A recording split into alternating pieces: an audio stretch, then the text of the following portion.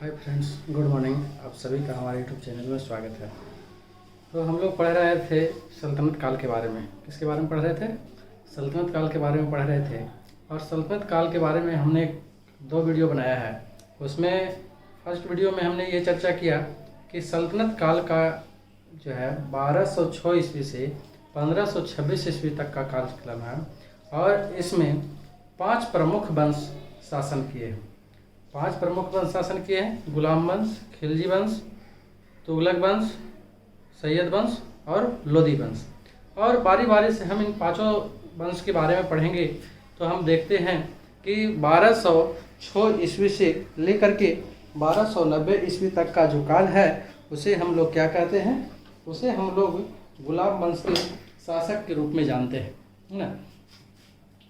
1206 ईस्वी से लेकर के 1290 ईस्वी तक, 1206 ईस्वी से लेकर के 1290 ईस्वी तक का जो है दिल्ली सल्तनत का जो शासक है वो गुलाम वंश के शासक के रूप में विख्यात हुए। किस रूप में विख्यात हुए? गुलाम वंश के शासक के रूप में विख्यात हुए।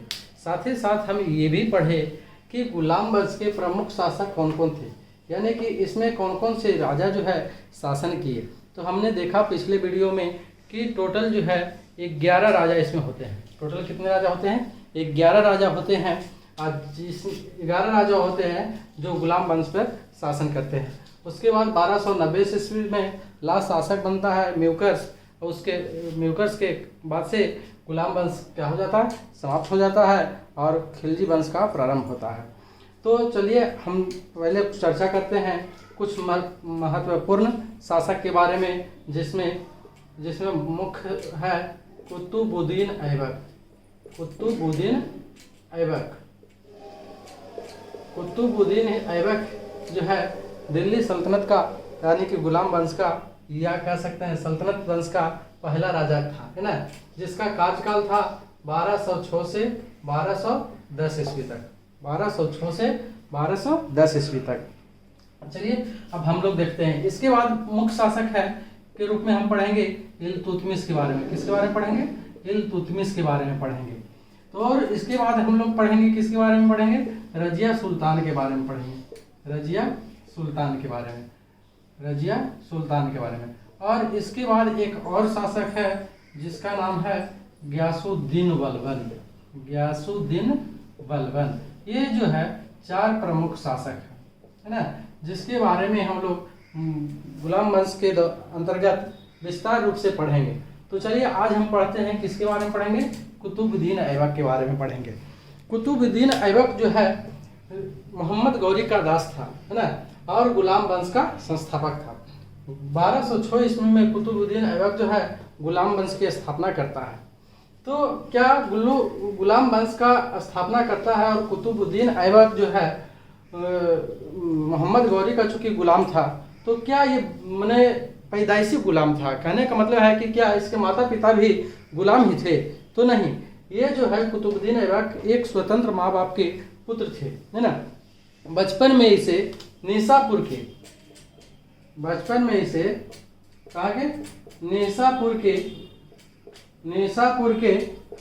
में इसे किसने खरीद लिया था? निसापुर के काजी ने इसे दास के रूप में खरीदा था, निसापुर के। और उस काजी का नाम क्या था? उस काजी का नाम था फखरुद्दीन अब्दुल अजीज कुफी। क्या नाम था? फखरुद्दीन अब्दुल अजीज कुफी। फखरुद्दीन अब्दुल अजीज कुफी, है ना। इन्होंने जो है दास के रूप में खरीद लिया था। किसे खरीदा था? कुतुबुद्दीन ऐबक को। ठीक है। अब कुतुबुद्दीन ऐबक चूंकि जो है बचपन से ही इसको कुरान पढ़ने का बहुत शौक था और बहुत ही सुरीली आवाज में ये कुरान पढ़ा करता था। कौन कुरान पढ़ा करता था? कुतुबुद्दीन ऐबक। और बहुत ही सुरीले आवाज में कुरान पढ़ने के कारण इसे कहा गया कुरान ख्वान। क्या कहा गया? कुरान ख्वान। इसका मतलब होता है कुरान का पाठ करने वाला। कुरान का पाठ करने वाला, कुरान का पाठ करने वाला कहा जाने लगा। क्या कहा जाने लगा? कुरान का पाठ कहा जाने वाला। इसके बाद जो है ना, चूंकि कुतुबुद्दीन ऐबक जो है, सॉरी, फखरुद्दीन अब्दुल अजीज कुफी जो है कुतुबुद्दीन ऐबक को निशापुर है ना से खरीदा था, एक दास के रूप में खरीदा था। और उसके बाद जो है ये फखरुद्दीन अब्दुल अजीज कहाँ जाकर, क्या नाम बोलते हैं उसका, वो जगह का नाम क्या है, गजनी। उस जगह का नाम क्या है? गजनी। बाद में कुछ समय पश्चात गजनी में, यानी गजनी से इसे जो है गौरी ने खरीदा था। किसने खरीदा था? गौरी ने खरीदा था, उन्होंने खरीदा। लेकिन गौरी ने इसे खरीद कर ले गया। अब चूंकि कुतुबुद्दीन इतने ईमानदार थे, है ना, इसके पास इतना बुद्धि था कि वो बहुत ही जल्द जो है गौरी का विश्वासी बन गया। क्या बन गया? गौरी यानी मोहम्मद गौरी का विश्वासी बन गया। और मोहम्मद गौरी का जैसे ही विश्वासी बन गया, मोहम्मद गौरी का विश्वास प्राप्त कर लिया, उसके बाद जो है गौरी ने उसे अमीर ए आखूर के पद से सम्मानित किया।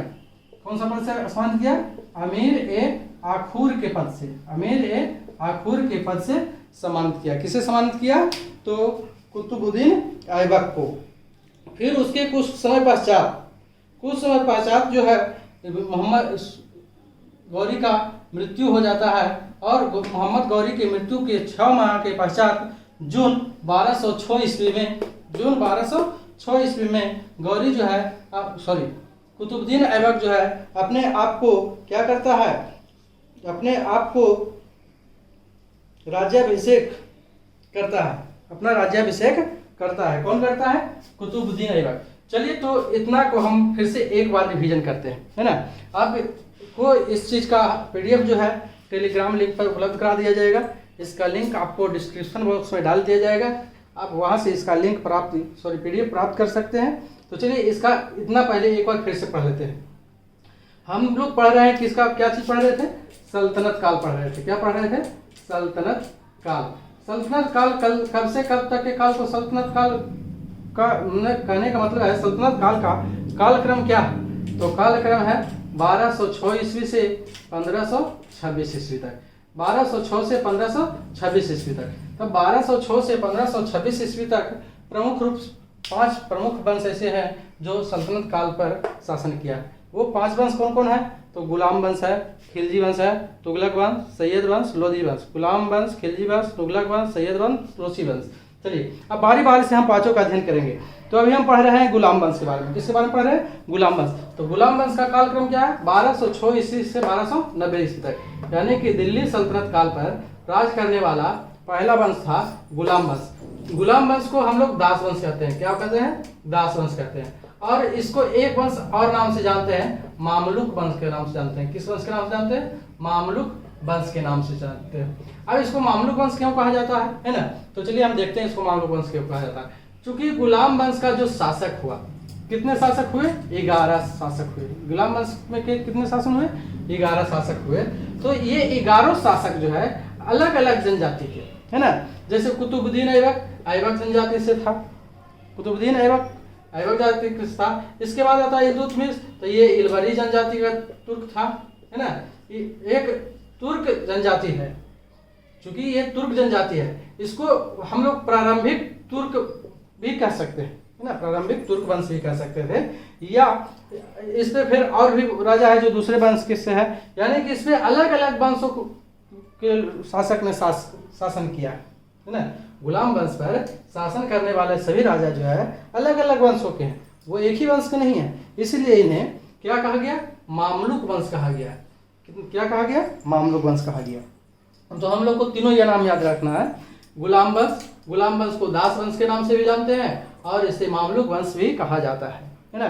गुलाम वंश का कालक्रम क्या है? 1206 से 1290 ईस्वी तक। 1206 से 1290 ईस्वी तक के काल तक जो है कौन सा वंश चला? गुलाम वंश, दास वंश, मामलुक वंश, जो भी कहना है जो भी कहिए। तो गुलाम, अब हम पढ़ रहे हैं, क्योंकि गुलाम वंश की स्थापना किसने किया था? गुलाम वंश का स्थापना किया था कुतुबुद्दीन ऐबक ने। ये प्रश्न हमेशा पूछा जाता है कि गुलाम वंश का संस्थापक कौन था?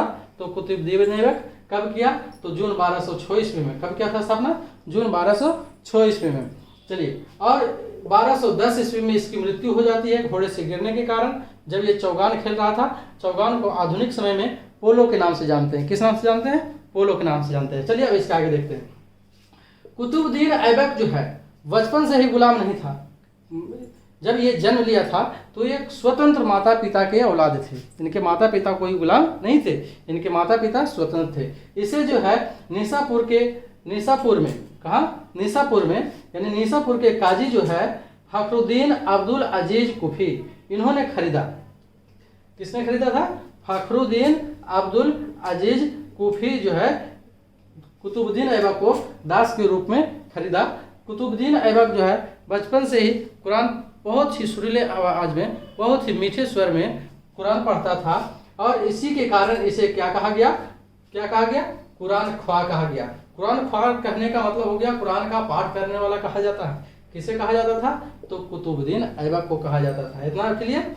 इतना में कोई दिक्कत नहीं। इसके बाद क्या करता है, ये निसापुर का जो काजी है फखरुद्दीन अब्दुल अजीज कुफी, ये जो है कहाँ? गजनी में। कहाँ? गजनी में जाकर इसको बेच देता है। किसके पास बेच देता है? तो गौरी के पास, है ना। गौरी इसको खरीद लेता है। चूंकि गौरी जब इसे खरीद के ले जाता है तो कुतुबुद्दीन ऐबक अपनी बुद्धिमत्ता का परिचय देते हुए, अपनी ईमानदारी का परिचय देते हुए, अपने क्या बोल सकते हैं उसको, विद्वता का परिचय देते हुए, है ना, बहुत जल्द जो है कुतुबुद्दीन ऐबक का विश्वास जीत लेता है। जब ये कुतुबुद्दीन ऐबक का विश्वास जीत लेता है तो कुतुबुद्दीन ऐबक जो है इसे क्या करता है? अमीर ए आखुर से पद उन्नति कहिए, कह सकते हैं, है ना, कि पद उन्नति कर देता है और उसे अमीर ए आखुर नामक पद से सम्मानित करता है। कुतुबुद्दीन ऐबक को किसने सम्मानित किया था? गौरी ने। चलिए, उसके बाद कुछ समय के पश्चात जो है गौरी की मृत्यु हो जाती है। गौरी की मृत्यु हो जाने के बाद जून 1206 ईस्वी में कुतुबुद्दीन ऐबक जो है अपना राज्याभिषेक करता है। जब ये अपना राज्याभिषेक करता है तो ये दिल्ली से अपना शासन नहीं करता है, ये दिल्ली से शासन नहीं चलाता है, ये शासन चलाता है लाहौर से। कुतुबुद्दीन ऐबक ने अपनी राजधानी बनाया था। कहाँ अपनी राजधानी बनाया? लाहौर में। कुतुबुद्दीन ऐबक ने अपनी राजधानी कहाँ बनाया? लाहौर में। इतना क्लियर है? कुतुबुद्दीन ऐबक गुलाम वंश का संस्थापक कुतुबुद्दीन ऐबक की राजधानी कहाँ था? लाहौर था। तो चलिए आगे पढ़ते हैं। उसके बाद क्या है कि कुछ समय के बाद ये जो है गौरी के जो उत्तराधिकारी था उसका नाम था, क्या नाम था? गियासुद्दीन महमूद। क्या नाम था? गियासुद्दीन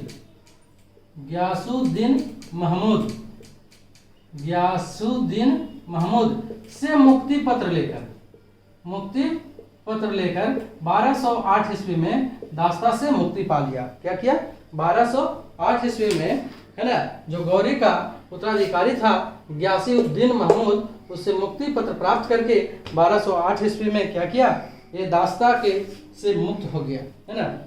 चलिए, इसके बाद हम लोग देखते हैं कि कुतुबुद्दीन ऐबक चूंकि कहाँ से शासन कर रहा था? लाहौर से कर रहा था। ये कुतुबुद्दीन ऐबक एकमात्र ऐसा राजा है जो कि शासन दिल्ली से न करके कहाँ से किया है? लाहौर से किया है। इसके अलावा जितने भी राजा हुए सारे के सारे क्या किए? दिल्ली से शासन किए। चलिए, इसके बाद इन्होंने दो उपाधि धारण की थी। वो दो उपाधि कौन कौन था? मलिक और सिपह सलार। मलिक और सिपह सलार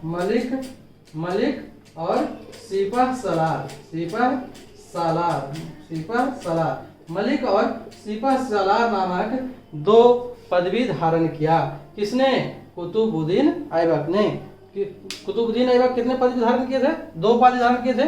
कौन कौन? मलिक और सिपह सलार। ये एकमात्र ऐसे राजा थे जिसने सुल्तान की पदवी धारण नहीं की थी, जिसने सुल्तान की उपाधि धारण नहीं की। ये बिना सुल्तान की उपाधि धारण किए शासन किया था। और इसे कुतुबुद्दीन ऐबक को उदारता के कारण, है ना, ये बहुत ही उदार थे, इसलिए इनकी उदारता के कारण इन्हें किस रूप में जाना जाता है? इनकी उदारता के कारण इसे लाख बख्श कहा जाता है। क्या कहा जाता है? लाख बख्श कहा जाता है। इनकी उदारता के कारण इन्हें क्या कहा जाता है? लाख बख्श, लाख बख्श कहा जाता है। दान करने वाला, बहुत दान करने वाला। लाख बख्श का अर्थ क्या होता है? बहुत दान करने वाला होता है। लाखों को देने वाला, लाखों दान करने वाला किसे कहा जाता है? कुतुबुद्दीन ऐबक कहा जाता है। इसके बाद इन्होंने 2 मस्जिद बनाया। कितने मस्जिद बनाया? 2 मस्जिद। 2 मस्जिद कौन कौन है? कुब्बत उल इस्लाम और 2.5 दिन का झोपड़ा। कुब्बत उल इस्लाम और 2.5 दिन का झोपड़ा। कुब्बत उल इस्लाम जो है, कुब्बत उल इस्लाम, कुब्बत उल इस्लाम, ठीक। और दूसरा है 2.5 दिन का झोपड़ा। दूसरा क्या है? 2.5 दिन का झोपड़ा। 2.5 दिन का झोपड़ा, 2.5 दिन का झोपड़ा और कुब्बत उल इस्लाम। कुब्बत उल इस्लाम नामक मस्जिद जो है कहाँ बनवाया था? तो ये दिल्ली में बनवाया। कहाँ बनवाया? दिल्ली में। और 2.5 दिन का झोपड़ा कहाँ बनाया था? तो 2.5 दिन का झोपड़ा बनवाया था अजमेर में। कहाँ बनवाया था? अजमेर में। चलिए इसके बाद देखते हैं। उसके बाद जो है उन्होंने दिल्ली में कुतुब मीनार का निर्माण करवाया। किसने करवाया था? कुतुब मीनार का निर्माण तो कुतुबुद्दीन ऐबक ने। लेकिन चूंकि ये कुतुब मीनार का निर्माण प्रारंभ ही किए थे, कुतुब निर्माण का प्रारंभ किए, उसके कुछ समय पश्चात कुतुबुद्दीन ऐबक का मृत्यु हो जाता है। क्या हो जाता है? कुतुबुद्दीन ऐबक का मृत्यु हो जाता है। जब कुतुबुद्दीन ऐबक का मृत्यु हो जाता है, कुतुब मीनार, कुतुब मीनार का निर्माण प्रारंभ का कार्यकाल किसने करवाया था? कुतुबुद्दीन ऐबक ने करवाया था। कुतुबुद्दीन ऐबक ने करवाया था। कुतुबुद्दीन ऐबक ने इसका प्रारंभ करवाया था। लेकिन 1210 ईस्वी में कुतुबुद्दीन ऐबक का चौगान खेलते समय क्या हो गया? घोड़े से गिरकर मृत्यु हो गया। इसलिए इसका निर्माण कार्य पूरा करवाया किसने? इल्तुतमिश ने। निर्माण कार्य पूरा किसने करवाया था? इल्तुतमिश ने। निर्माण कार्य किसने पूरा करवाया था? इल्तुतमिश ने। क्लियर हो गया? कुतुब मीनार का नींव डाला था किसने? कुतुबुद्दीन ऐबक ने। निर्माण कार्य का प्रारंभ किसने किया था? कुतुबुद्दीन ऐबक ने। और इसे पूरा कराया किसने? इल्तुतमिश ने। क्लियर? अब इसके कुछ समय के पश्चात जो है क्या होता है कि इसका 4 मंजिला मकान, इसे 4 मंजिल तक बनाया गया था और 4 मंजिला भवन जो है क्षतिग्रस्त हो जाता है। क्या हो जाता है? क्षतिग्रस्त हो जाता है। तो तुगलक, सॉरी, फिरोज शाह तुगलक, फिरोज शाह तुगलक, फिरोज शाह तुगलक, इस पर कितना मंजिल बनाया गया था? 1 2 3 4 मंजिल बनाया गया था। ये 4था मंजिल जो है क्षतिग्रस्त हो जाता है। क्या हो जाता है? क्षतिग्रस्त। जब इसको क्षतिग्रस्त हो गया तो इसे तोड़कर फिरोज शाह तुगलक जो है इस पर 2 भवन और बना दिया, यानी 2 महल और बना दिया। तो अब ये कितना महल हो गया? 5 महल हो गया, है ना? 5 महल का मकान हो गया। अब ध्यान से, कुतुब मीनार का कार्य प्रारंभ किसने किया था? कुतुबुद्दीन ऐबक ने। कुतुब मीनार का निर्माण पूरा कराया किसने? इल्तुतमिश ने। लेकिन इसका मरम्मत किसने करवाया? जब ये क्षतिग्रस्त हो गया था तो इसका मरम्मत किसने करवाया था? फिरोज शाह तुगलक ने करवाया था। किसने करवाया था? फिरोज शाह तुगलक ने करवाया। चलिए इतना तक क्लियर है? इसमें से कोनो दिक्कत? किसी को कोई प्रॉब्लम? नहीं प्रॉब्लम। चलिए इसके बाद क्या होता है कि कुछ समय के पश्चात ये कुतुबुद्दीन ऐबक का मृत्यु हो जाता है। कब हो जाता है? 1210 ईस्वी में। तो हम इसमें देखें कि कुछ इंपॉर्टेंट पॉइंट है। तो कुछ इंपॉर्टेंट पॉइंट क्या है, ध्यान से देखेंगे। गुलाम वंश की स्थापना किसने किया था? कुतुबुद्दीन ऐबक ने। कब किया?